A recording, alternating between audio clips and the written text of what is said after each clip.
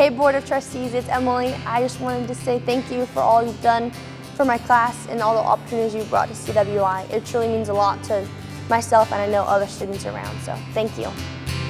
Probably what I've enjoyed most is just being able to come here and have people that are interested in the same things I'm interested in and wanting to learn and willing to come to class, and we're all just happy and positive. I'm a very positive, kind of upbeat person. To have more people around me like that just makes me even more happy and want to, like, I guess, shine.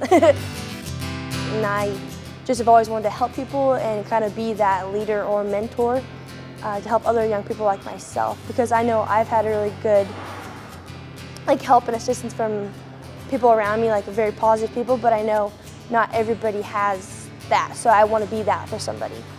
Being a positive person has definitely come from kind of my growing up, you know? I mean, I kind of had a rough childhood, I guess you could say, not in a bad way, but my parents got divorced at a young age, so that kind of put a damper on things.